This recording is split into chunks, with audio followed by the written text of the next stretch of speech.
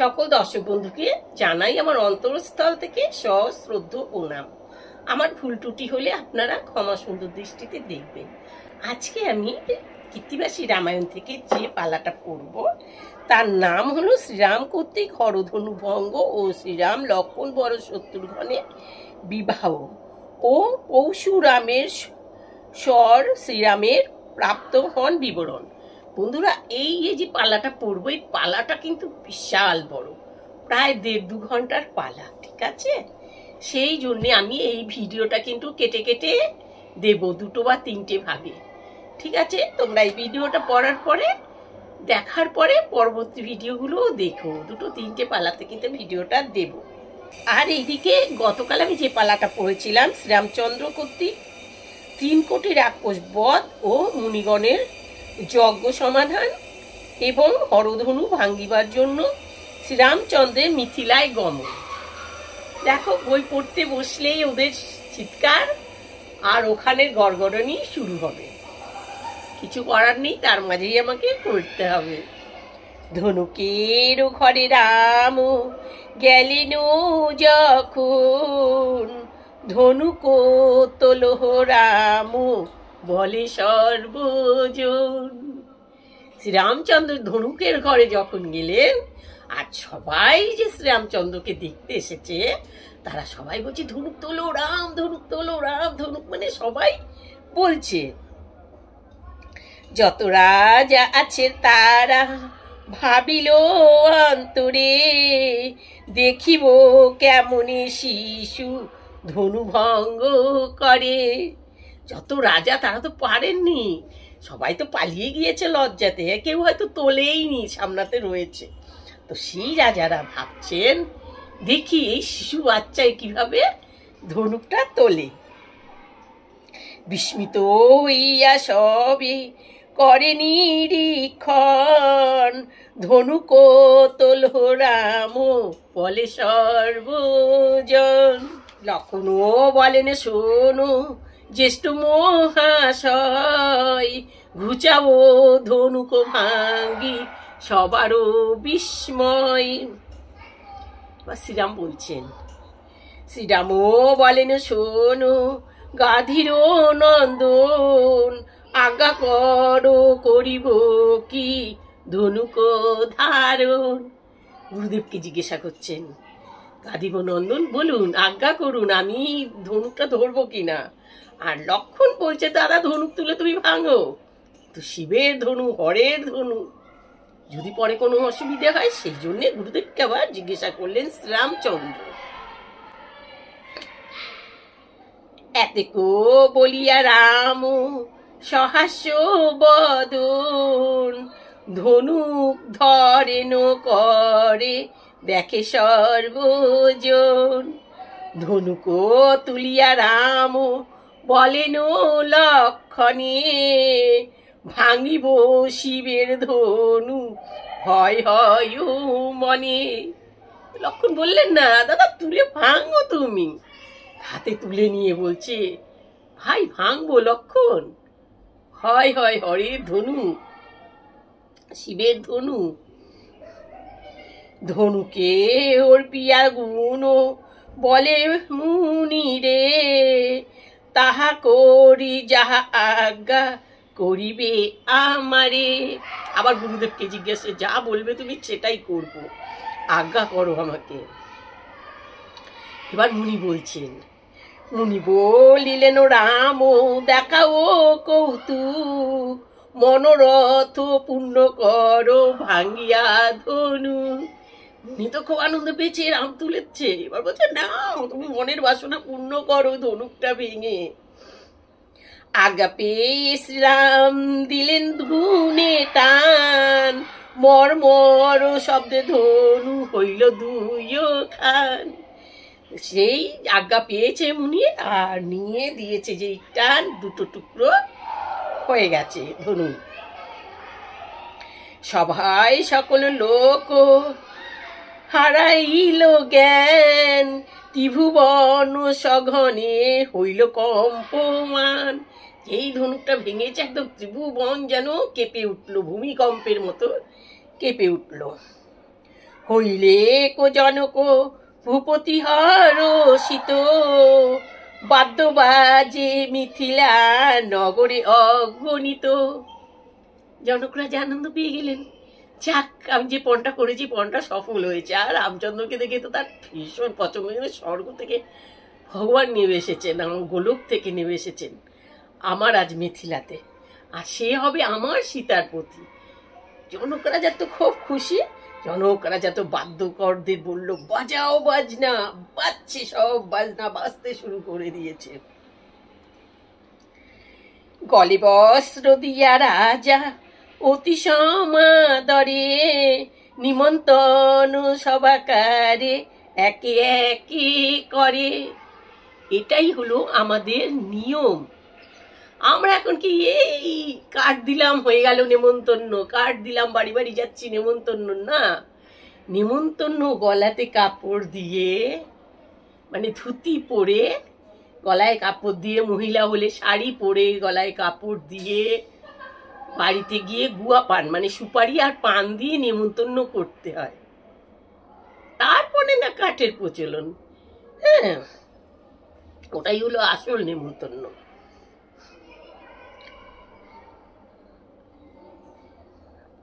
সুমন্ত ব্রাহ্মণ রামে লয়ে গেল ঘরে, সুমন্তের ব্রাহ্মণী কৌশলা নাম ধরে। সুমন্ত যে সে রামকে ঘরে নিয়ে গেলেন, আর সুমন্তর পত্নীর নামও কৌশল্যা দেবী, মানে রামচন্দ্রের মায়ের নাম। কৌশল্যার মতো কেহ নহে ভাগ্যবতী, মা মা বলিয়া যারে ডাকেন শ্রীপতি। এখানে কৌশল্যার কথা বললো, শ্রীরামচন্দ্রের মায়ের কথা। কত ভাগ্যবতী যে স্বয়ং ভগবান, সে মা মা বলে ডাকছে। সুমন্ত মুনির ঘরে রাখিয়া রামেরে, বিশ্বামিত্র গেলেন যে জনকের পুরে। সুমন্ত মুনির ঘরে রেখে রামচন্দ্রকে এবার বিশ্বামিত্র মুনি গেলেন কোথায়?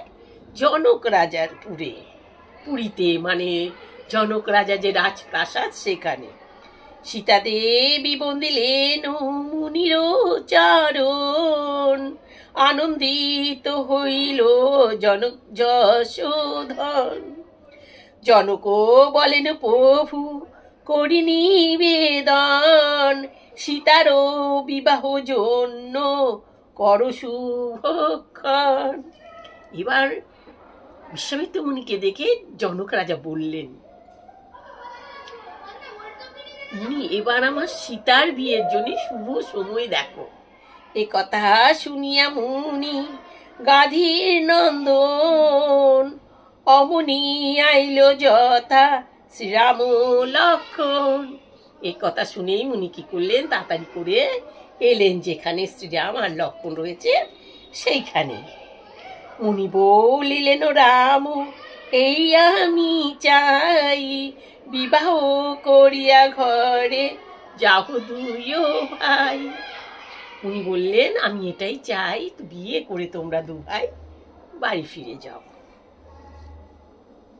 শ্রীরামচন্দ্র বলছেন,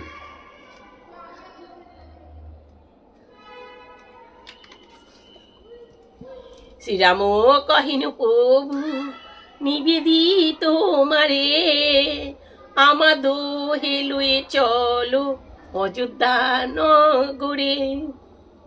বহুদিন আসিয়াছি তোমারও সহিত, বিলম্ব হইলে পিতা হবেন চিন্তিত।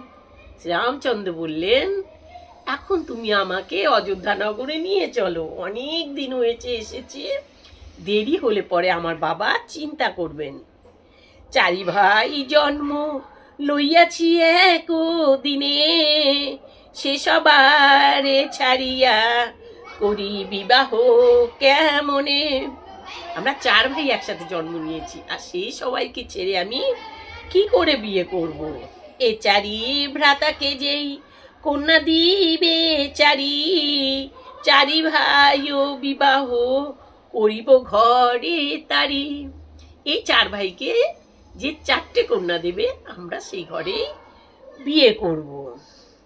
এই বাক্য নিঃসরিল শ্রীরামের তুণ্ডে, আকাশও ভাঙ্গিয়া পড়ে কৌশিকের মুন্ডে।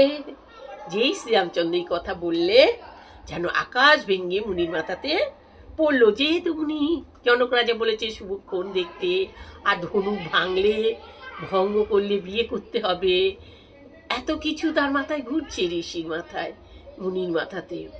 হ্যাঁ, আর এক্ষুনি জনক রাজার সাথে এই কথা বলে এলেন, আর রামচন্দ্রকে বলার সাথে রামচন্দ্র এই কথা বলছেন। এবার বুঝছে কি হবে। দুঃখিত হইয়া মুনি গেলেন তখন, জনকের নিকটে দিলেন দর্শন। সে কথা বলার জন্য জনক রাজার কাছে মুনি গেলেন।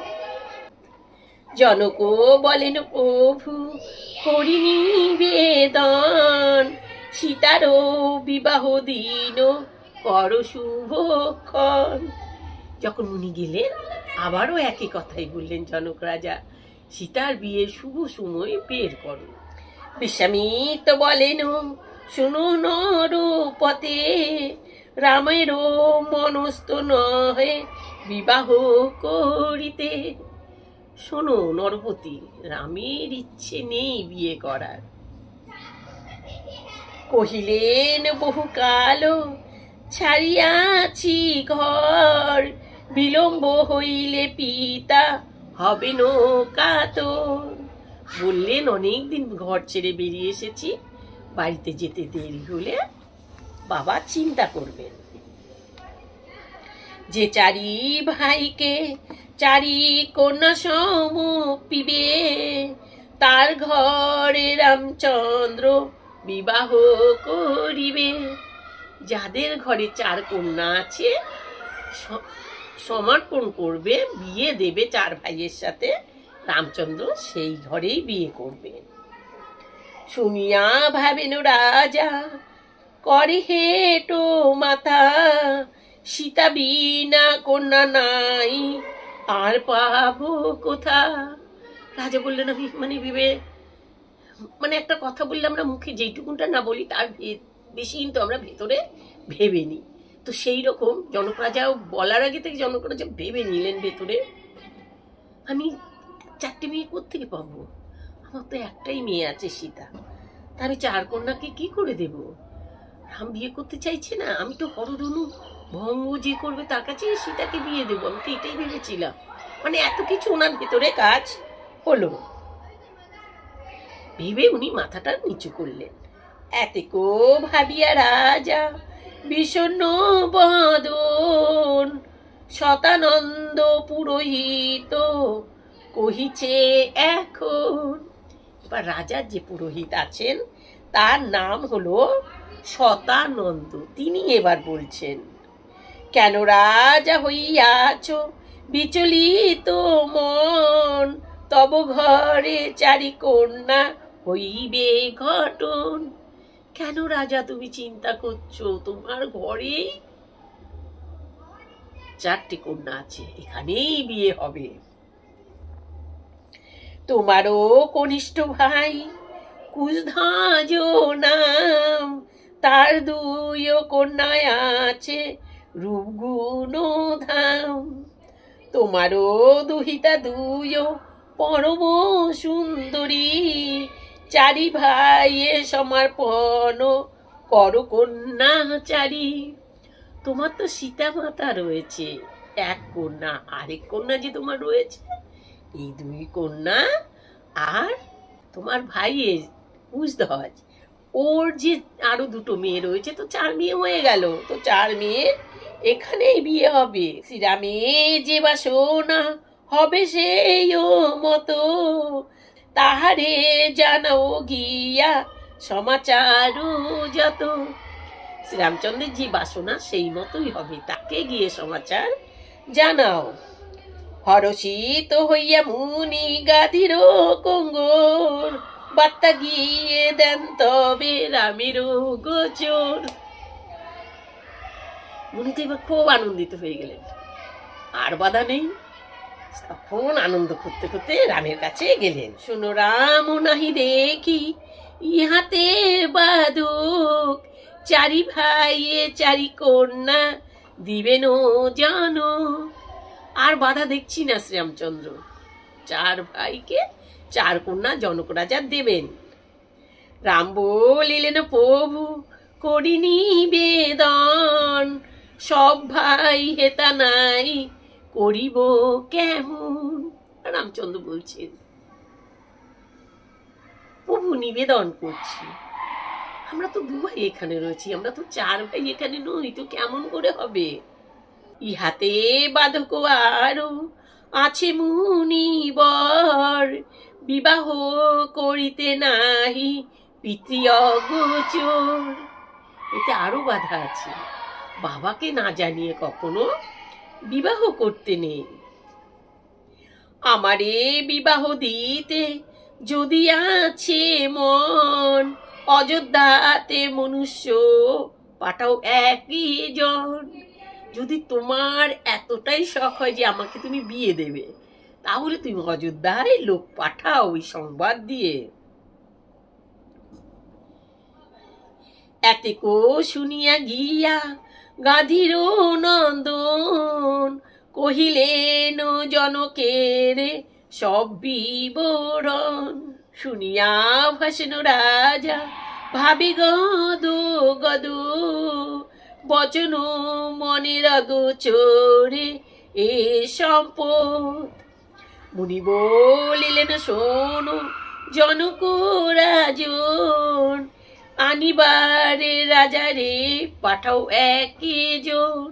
শোনো জনক রাজা, রাম রাজি হয়েছেন, কিন্তু পিতার অগোচরেও বিয়ে করবে না, পিতাকে জানিয়েই বিয়ে করবে। তবে 1 জন লোককে তুমি পাঠাও অযোধ্যাতে, তাহলেই রাম বিয়ে করবে। রাজা এবার বলছেন, কি বলছেন, সীতার পিতা মা জানকীর পিতা জনক রাজা বলছেন। রাজা বলিলেন মুনি করি নিবেদন, তোমা ভিন্ন কে যাইবে অযোধ্যা ভুবন। মুনি আমি নিবেদন করছি, তুমি ছাড়া অযোধ্যা যাওয়ার মতো কেউ নেই, তুমি ভিন্ন কেউ যাবে না, তোমাকেই অযোধ্যায় এই সংবাদ নিয়ে যেতে হবে। এ কথা শুনিয়া মুনি ভাবিলেন মনে, ঘটক হইয়া যাইও অযোধ্যা ভুবনে। এবার মুনি কথা শুনে খুব আনন্দ পেলেন, যে ঘটক হয়ে আমি অযোধ্যা ভুবনে যাই। এই যশ আমার খুশিবে ভুবনে, বিবাহ দিলাম আমি শ্রীরাম লক্ষণে। এই যশটা আমার ত্রিভুবনে থাকবে, যে আমি বিয়ে দিয়েছি শ্রীরাম লক্ষণকে। এতেকো ভাবিয়া মুনি করিল গমন, সিদ্ধাশ্রম প্রথমত দিল দর্শন। সুধায় সকল মুনি কি শুনি কৌতুক, রাম নাকি ভাঙিয়াছে হরের ধনুক। এবার মুনি তো রাস্তা দিয়ে যাচ্ছেন 1 করে সেই অযোধ্যা নগরে। লোকজন শুনতে পেয়ে গেছে, এইসব কথা তার চাপা থাকে না, কানে কানে কানে কানে শুনতে পেয়ে গেছে সবাই। তো সবাই জিজ্ঞাসা করছে রাম নাকি ভেঙেছে হরের ধনুক, মানে উৎসাহ ভরে সবাই জিজ্ঞাসা করছে। মুনি বলে করিবারে সীতারও কল্যাণ, শিব ধনু আপনি হইল 2 খান। যাতে আবার নজর না লেগে যায়, মুনি তাই বলছে না না, সীতার কল্যাণের জন্য শিবের ধনু এমনি 2 টুকরো হয়ে গেছে। বিশ্বামিত্র সিদ্ধাশ্রম পচ্ছাদ করিয়া, গঙ্গার কুলেতে মুনি উত্তরে গিয়া। গঙ্গা পার হইয়া চলেন মুনিবর, অহল্যা যেখানে ছিল হইয়া পাথর। এই কথাগুলো বলছে, মানে যে রাস্তা দিয়ে গিয়েছেন আবার সেই রাস্তা দিয়েই আসছে মুনি অযোধ্যা যাবার জন্যে। অহল্যার তপবন পচ্ছাদ করিয়া, পবনের জন্মভূমি উত্তরেণ গিয়া। পবনের জন্মভূমি থুয়ে কত দূর, তারকার বনে জানো কাছেতে রঘুর।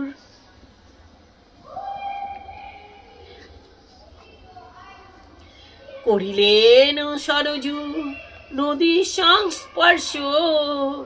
এই যে সরজু নদী সংস্পর্শ করা যে কত পুণ্যের ফল। একটা পলকও যদি এইভাবে সরজু নদীকে দেখা যায় তাতে যে কত পুণ্যি, তা মানে তুমি ভাবতে পারবে না, তোমরা ভাবতে পারবে না এত পুণ্যি সেই সরজু নদী। অযোধ্যায় রামচন্দ্র মন্দিরে যাবার আগে দিয়ে পড়ে ওই সরজু নদী। সেই তখন মুনি সেই জল স্পর্শ করলেন। করিলেন সরজু নিঃসংস্পর্শন, দূরেতে থাকিয়া দেখে অযোধ্যার জন। আসিয়া যে মুনিরাজ রাম লয়ে গেল, একা মুনি আসিতেছে রাম না আইল। আরে মুনি জল স্পর্শ করছে, মুনি তো রামচন্দ্রকে সাথে নিয়ে গিয়েছিল, কিন্তু মুনি তো একা এলেন, রামকে তো সাথে নিয়ে এলেন না। এ কথা ভাবছেন সবাই। এ কথা কহিল গিয়া দশরথ পতি, বজ্রপাত মত জ্ঞান করেন ভূপতি। কান্দিয়া বাহিরে আসি অজের নন্দন। দশরথ রাজার পিতার নাম ছিল অজয় রাজা, তাই অজের নন্দন বলা হয়েছে। অজের নন্দন রামে না দেখিয়া কহে কাতর বচন। যেই দশরথ রাজা শুনতে পেয়েছে প্রজাদের মুখে, তাড়াতাড়ি ঘর থেকে বেরিয়ে এসেছে, দেখছে কোথায় সত্যি তো তাই। তখন উনি কাতর ভাবে জিজ্ঞাসা করছেন, একা যেই আইলা মুনি রাম মোর কোথা, হইলা প্রত্যক্ষ বুঝি অন্ধকের কথা। কেঁদে কেঁদে বলছেন, তুমি যে একা এলে মুনি, আমার রাম কোথায়? তাহলে কি অন্ধের কথা কি সত্যি হলো? দশরথ রাজা তো সবসময় ভয়। অন্ধ মুনি অভিশাপ দিয়েছিলেন সিন্ধুকে যখন বধ করেছিল, রাজা তো জেনে করেনি, হরিণ ভেবে করেছিল, আর সিন্ধুর বুকে লেগেছিল। কিন্তু অভিশাপটা তো রাজা পেয়েছে না, তো সেই অভিশাপের কথাই পুত্র শোকে তুমি মারা যাবে, আমি যেমন পুত্র শোকে মারা যাচ্ছি তুমিও পুত্র শোকে মারা যাবে, এই অভিশাপ দিয়েছিল অন্ধমুনি। তো সেই কথাই দশরথ রাজার মনে পড়েছে, আর পরে প্রতি মুহূর্তেই পড়ে। কোথা রাম কোথা বা লক্ষণ গুণ নিধি, দরিদ্রের দিয়া নিধি হরিলেন বিধি। মানে ওনার তো কোনো পুত্র সন্তান ছিল না, অশ্বমেধ যজ্ঞ করে চারু উঠেছিল, সেই চারু রানীকে খাইয়ে, রানীদের খাইয়ে 4 পুত্র হয়েছিল। তাই বলছে যে দরিদ্রকে দান দিয়ে কি দান নিয়ে নিল বিধাতা।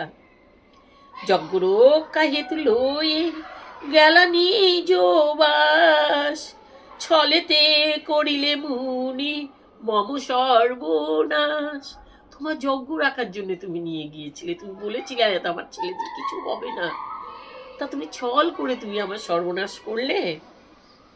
রাক্ষস বদের হেতু লইয়া কুমার, খেজানে বদিবা মুনি পড়ানো আমার। রাক্ষস বদের জন্য তুমি নিয়ে গিয়ে আমার ছেলেদের, কি করে জানবো আমার জীবনটা তুমি মারবে। বার্তা পেয়ে আইলো রাজার যত রানী, ডুম্বুরো হারায়ে যেন ফুকারে বাঘিনী। তারাও কান্নাকাটি করতে করতে চলে এসেছে। কৌশল্যা সুমিত্রা রানী হাহাকার করে,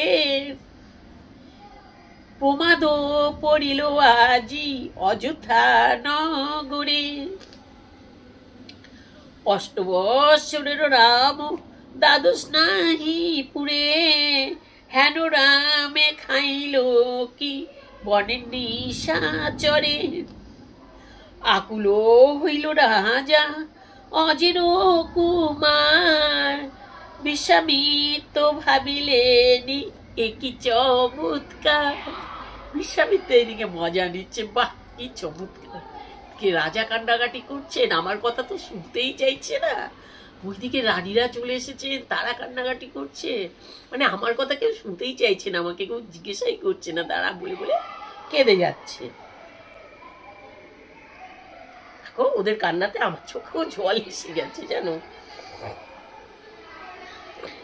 রাজারে বুঝায় কত পাত্র মিত্রগণ, হেন কালে আইলেন বৈশিষ্ট্য ব্রাহ্মণ। বৈশিষ্ট্য ব্রাহ্মণ এমন টাইমে এলো, ওটা হলো অযোধ্যার ব্রাহ্মণ, বৈশিষ্ট্য ব্রাহ্মণ, সে এবার এলো।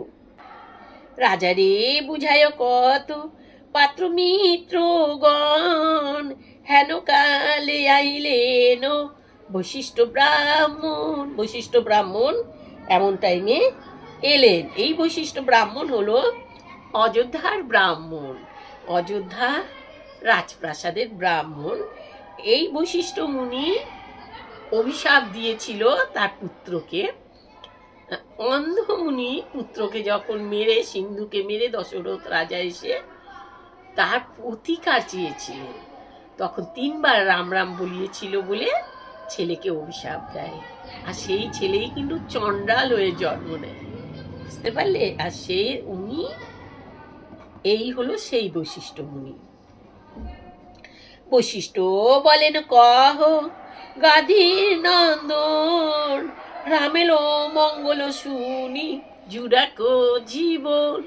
বলো গাধীর নন্দন, আমরা রামের মঙ্গল শুনতে চাইছি, আমাদের জীবনটা শান্ত হোক। এই কথা শুনিয়া কহিন তপোধন, ভালো মন্দ না শুনিয়া কান্দ কি কারণ। বৈশিষ্ট্য মুনি যখন জিজ্ঞাসা করলেন, তখন গাধীব নন্দন বলছে, ভালো মন্দ তোমরা কিছুই জানলে না, তুমি কাঁদছো কেন তোমরা? বৈশিষ্ট্য বলেন মুনি, কহ কি আশ্চর্য, রামের না দেখিয়া কারো মনে নাহি ধৈর্য। কি আশ্চর্য, রামকে না দেখে কারো মনে ধৈর্য নেই। রাম ধ্যান রাম জ্ঞান, রাম যে জীবন, রাম বিনা অন্ধকার অযোধ্যা ভুবন। রাম জ্ঞান, রাম ধ্যান, রাম ছাড়া অযোধ্যা ভুবন একেবারেই শূন্য, অন্ধকার। লোটায়ে পড়েন রাজা মুনিপদ তলে, কোথায় লক্ষণ কোথা রাম সদা বলে।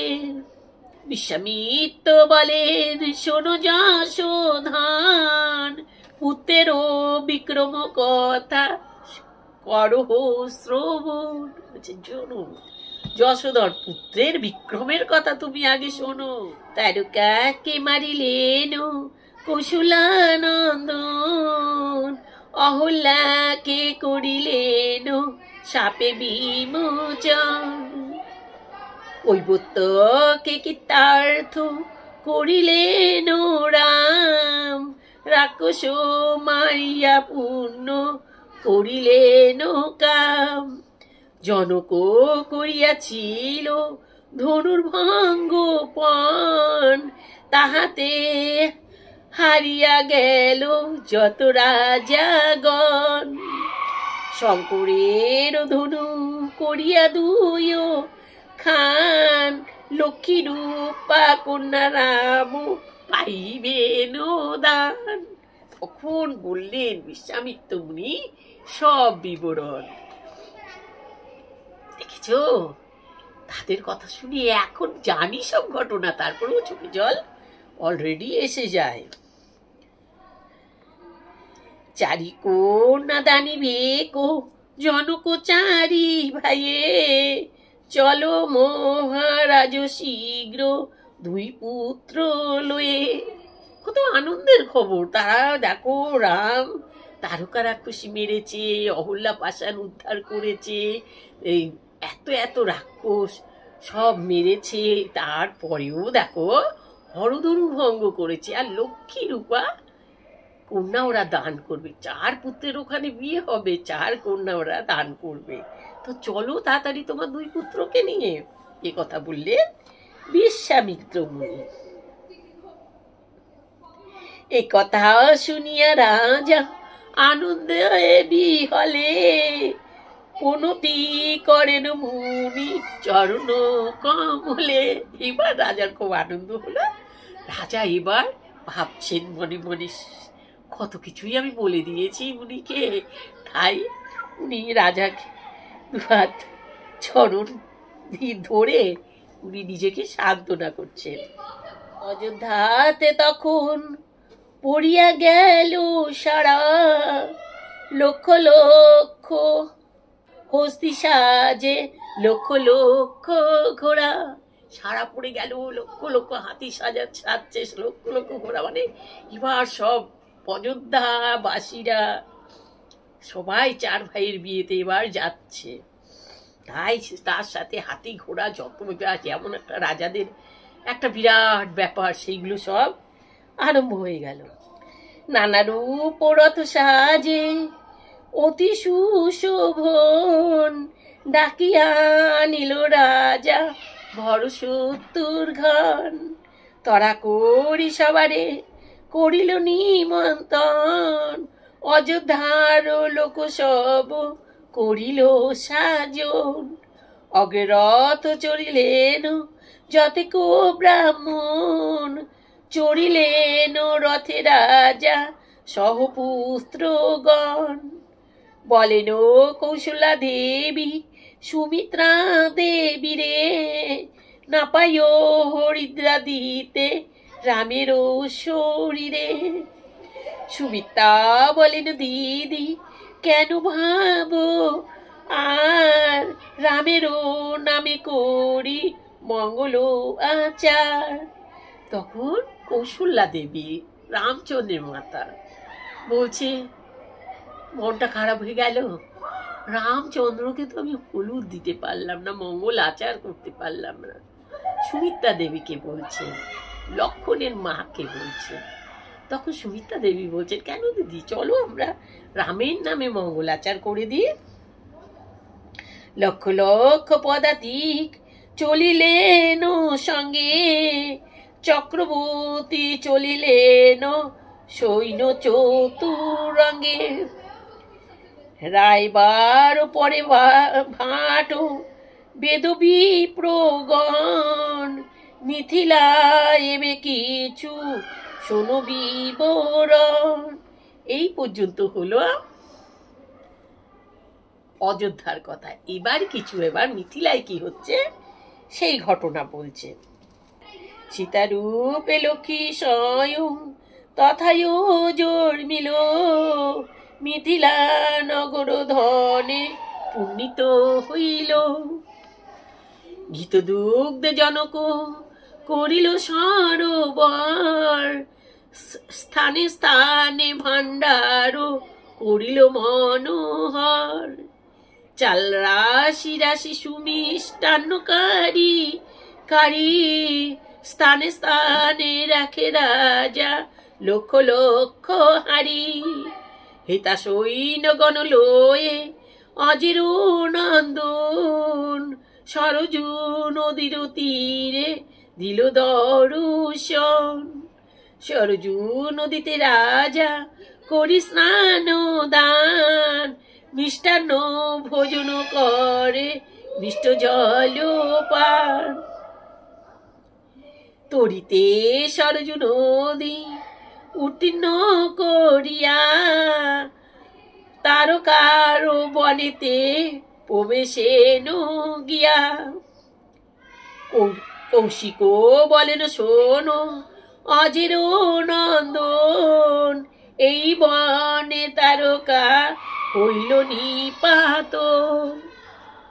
এবার যখন বিয়ের আয়োজন হয়ে গেল, দশরথ রাজা শুনে সব বাদ্যযন্ত্র সব অযোধ্যাবাসীদের নেমন্তন্ন করে যা যা একটা নিয়ম আচার যা কিছু করে বেরিয়ে পড়লেন সরজুনুদের তীরে। আর ওই দিক দিয়ে সীতার পিতা জনক রাজা যাতে কারো খাওয়া দাওয়ার কোনো অভাব না হয়, একদম হাড়ি হাড়ি সব খাবার দাবার একেবারে মানে পরিপূর্ণ করে দিল যাতে কারোই অসুবিধা না হয়।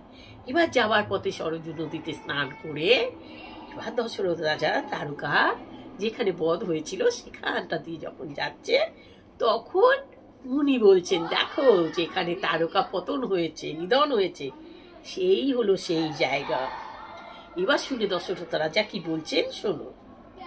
শুনিয়া বলেন রাজা অজির নন্দন, তারকা দেখিব প্রভু, তারকা কেমন? বলছে তারকা প্রভু, তারকা দেখবে, একটু চলুন তারকা দেখতে কেমন দেখে আসি। দশরথ রাজা বলছেন বিশ্বামিত্র মুনিকে, তারকার নিকটে গেলেন দশরথ, দেখেন পড়িয়া আছে আগুলিয়া পথ। তারকা দেখিয়া রাজা ভাবিলেন মনে, ইহারে বালক রাম মারিল কেমনে? দশরথ রাজা তারকার সেই 50 যোজন আকৃতি দেখে এইটুকুনি শিশু রাম মারল কি করে এই বালক রাম এই তারকাকে? দশরথ রাজা অবাক হয়ে গেলেন। পবনের জন্মভূমি পছাদ করিয়া অহল্যার আশ্রমেতে উত্তরিল গিয়া, অহল্যার তপবন পছাদ করিয়া গঙ্গা তীরে উপনীত হইলেন গিয়া। যে কৈবত্য শ্রীরামের পার করেছিল, সে রাজা নাম শুনে নৌকা সাজাইল। যে শ্রীরামচন্দ্রকে পার করতে ভয় পাচ্ছিল তারপরে পার করে দিয়েছিলেন, তো সে যখন শুনেছে রামচন্দ্রের বাবা আসছে তাড়াতাড়ি নিজের নৌকো সাজিয়েছে তাদের পার করবে বলে। নৌকাতে হইল পার যত সৈন্যগণ, সিদ্ধাশ্রম দর্শন করেন যশোধন। ভূপতি বলেন মুনি নিবেদন করি, কত দূরে আছে আরো মিথিলা নগরী। দশরথ রাজা ক্লান্ত হয়ে আছে, আর কত দূরে পৌঁছাবো মিথিলা নগর, আর কত দূর? বিশ্বামিত্র বলেন শুনুনি পবর, আছে আরো 3 ক্রোশ মিথিলা নগর। মুনিপত্নী সবে বলে রাজা পূর্ণ কাম, যাহার উরসে জন্ম হইলেন রাম। সিদ্ধাশ্রম দশরথ পছাদ করিয়া মিথিলার সন্নিকটে দেখিলেন গিয়া। এই জায়গাটা না আমি সঠিক পড়তে পারছি না, এই জায়গায় লেখাটা ভুলে গেছে। আমি একটা কিছু বলে পড়ছি ঠিকই, ভুল ত্রুটি হলে আপনারা একটু লিখে জানাবেন যে এই জায়গাটায় এটা হবে, ঠিক আছে? আদিত্য পূজা সব আর সৈন্যগণ, নানা জাতি অস্ত্র খেলে বাজায় বাজন। দুধ গিয়া বার্তা দিল জনক রাজারে, অনুব্রজে লহরাজা অজের কুমারে। এবার দুধ গিয়ে বার্তা দিল, জানালো তোমরা আদর যত্ন করে এবার অজয়ের পুত্র মানে দশরথকে নিয়ে এসো। এই পর্যন্ত আজকে আমি পড়ছি, কেন পালাটা বিশাল বড়, মানে অনেক বড়, তোমাদের শুনতে ভালো লাগবে না, হ্যাঁ ধৈর্য হারা হয়ে যাবে। এর জন্য পরের পালা মানে পরের ভিডিওতে আমি এর শেষটুকুন দেব, তোমরা কিন্তু এটা ছেড়ো না, দারুণ মজা কিন্তু এটা। দেখো কত পাতা দেখেছে, 1 2 3 4 5 6 7 8 পাতা এখনো বাকি আছে, বুঝতে পারলে কত বড় পালাটা। চলো বন্ধুরা আজকে ভিডিওটা তাহলে আমি এখানেই শেষ করছি। এটা কিন্তু শেষ হয়নি, বারবার বলছি 2টো ভিডিও হবে। পালাটা অনেকটা বড়, রামের বিয়ে হয়ে যাওয়া পর্যন্ত পালাটা অনেকটা বড়। এই পর্যন্ত আমি দশরথ রাজাকে জনক রাজার ঘর পর্যন্ত পৌঁছে দিলাম। এবার জনক রাজা নিতে আসবে, এই পর্যন্ত আমি এখানে রাখলাম। এরপরে জনক রাজা নিয়ে দশরথ রাজাকে বাড়ি যাচ্ছে আর রামের বিয়ে হচ্ছে পর্যন্ত পালাটা করব। ঠিক আছে, একটু বারবার কেন বলে দিচ্ছি বলো তো, নয়তো পালাটা ডিফারেন্স হয়ে যাবে। ওই জন্যে এটা আমি পার্ট 1 পার্ট 2 দিয়ে দেবো। ঠিক আছে, চলো বন্ধুরা, তাহলে আজকে পালাটা এখানেই রাখি। ততটাই তোমরা আমরা সকলে ভালো থাকি, সুস্থ থাকি। জয় শ্রীরাম, জয় শ্রীরাম, জয় শ্রীরাম।